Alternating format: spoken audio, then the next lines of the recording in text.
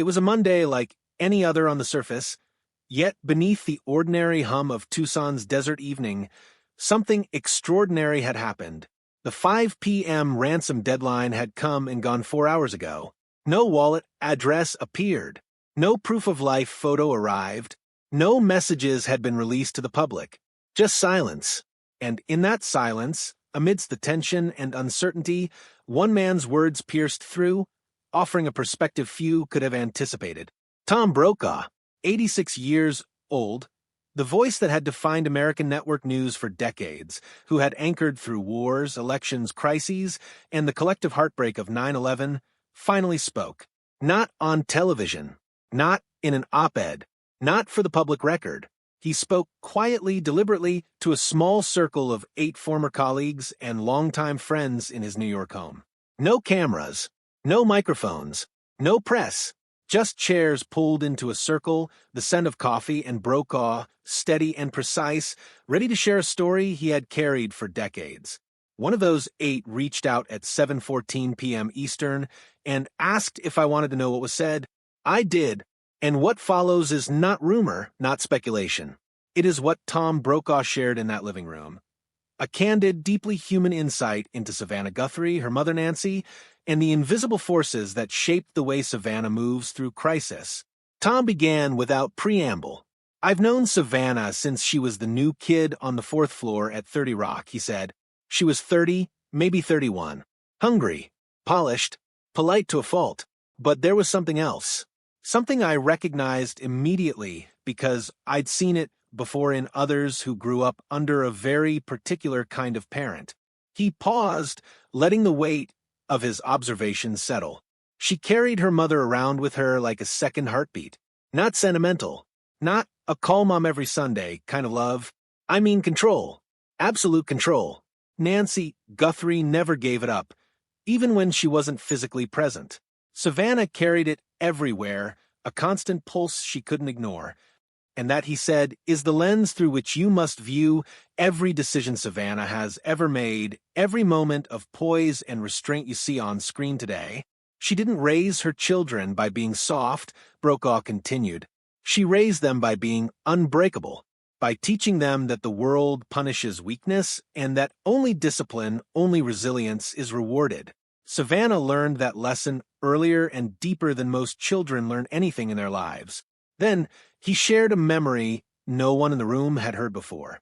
When Savannah was offered the co-anchor chair on the Today Show, the biggest promotion of her career, she didn't call her agent. She didn't call her husband. She called her mother.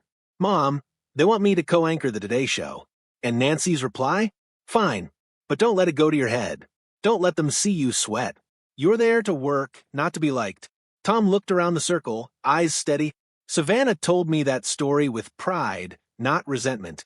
That is the economy they've lived in since she was a girl.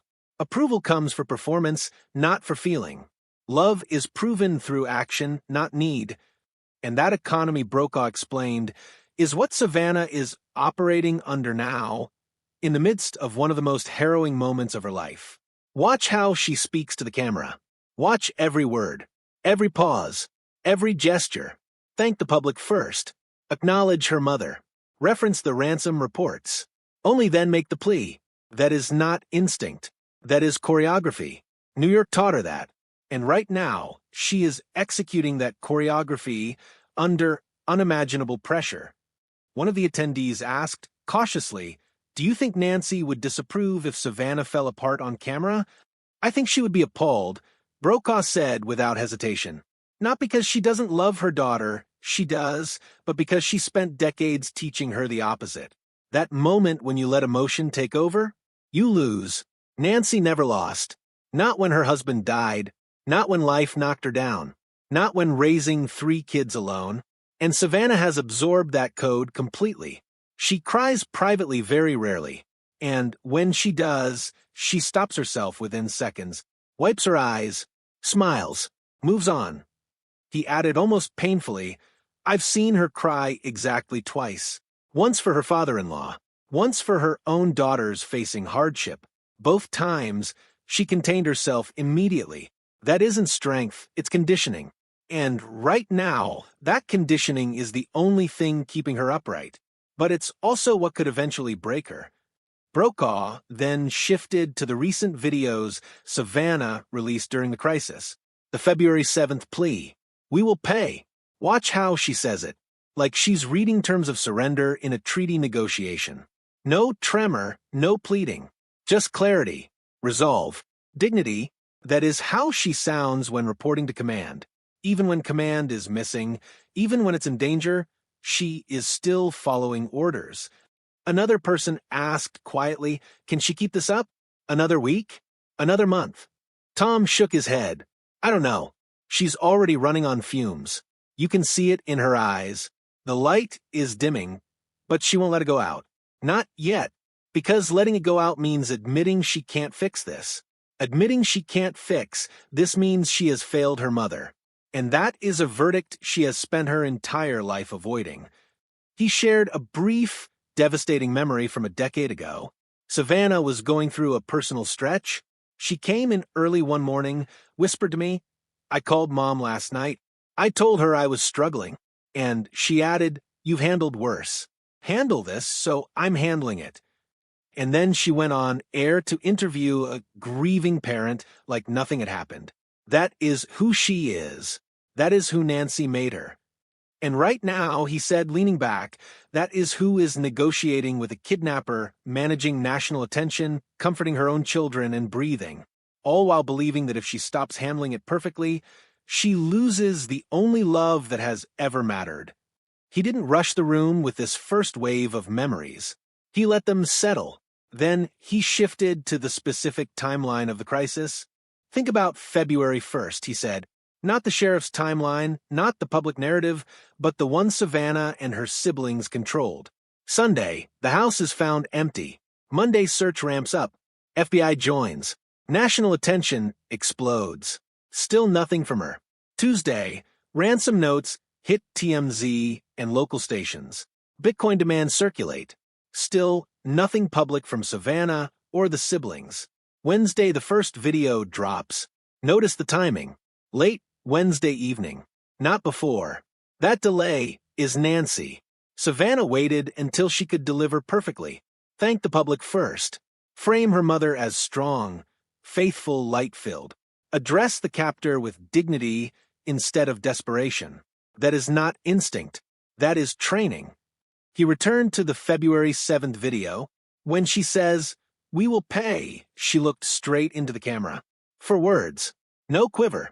No pleading tone. Calm, deliberate commitment. Not the way a typical daughter would speak, offering millions to save her mother.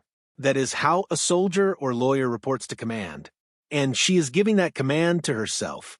Stay in control. Don't break. Don't show weakness. Tom leaned forward. She is terrified of falling short. Part of her still believes her mother is watching, grading her. Not supernaturally, not spiritually, but in that way a teacher watches a student take a final exam. Did you hold it together? Represent the family? Stay composed. He recounted another story from 15 years ago. Savannah, early in her career, faced a public stumble. A story she worked on didn't hold up, the network took a hit, and for 2 weeks she defended, explained, apologized. On air, flawless. Off air, she finally allowed herself a few tears. Then she called her mother. Nancy's response? You made a mistake. You fix mistakes. You don't wallow, so I'm fixing it. She wasn't asking for comfort, Brokaw said. She was reporting progress, showing herself, and me, that she was still following the code. She returned to work like nothing happened. That is who is standing in front of cameras right now, offering millions to save her mother. That is what we're seeing. Another attendee asked quietly, what happens if Nancy doesn't come home? Tom paused. Savannah will not collapse like most people would. She won't scream. She won't fall apart on camera. She will thank everyone who helped. Speak at a memorial with perfect clarity. Hug her children. Go back to work. And she will carry the verdict inside her forever. That she wasn't enough to bring her mother back. That she failed the final assignment. That weight will be heavier than any grief the rest of us can imagine. But he softened, almost whispering, If Nancy comes home, God willing, someone needs to tell Savannah what her mother never could. You don't have to earn this. You never did. You were enough the day you were born. You are enough now. You don't have to perform anymore. Brokaw asked the room to keep what he'd shared close. Let the search continue. Let the investigators work. Let the deadline pass without turning this into another news cycle. But when this is over, the deeper story needs to be told. Not the crime, the human story, the cost to a daughter who spent 46 years trying to be unbreakable for the woman who taught her breaking was never allowed. The cost of learning that strength is the price of love. He ended with one last thought. And when Nancy walks through that door, let Savannah finally hear the words she's waited a lifetime to hear. You did enough. You always did enough. You can rest now. Tonight, the desert outside Tucson is cold. The deadline has passed. The silence continues. But somewhere in that silence, a daughter is still listening for her mother's voice, the voice that guided, judged, loved, and demanded everything since she was a child. Tom Brokaw, 86 years old, finally spoke aloud what he had seen for decades. Savannah Guthrie is not just trying to bring her mother home. She is trying to preserve the only version of love she has ever known, the one that says strength is the price of belonging. And that lesson, ironclad and unbreakable, is both the anchor keeping her from drowning and the chain that may never let her fully breathe. If Nancy returns, let us all surround Savannah with the one thing she has spent her lifetime chasing: permission to lay down her armor, to stop performing, to be human, to simply be her mother's daughter, not her mother's masterpiece. Because at the end of the day, as Tom Brokaw finally reminded us, she has always been enough.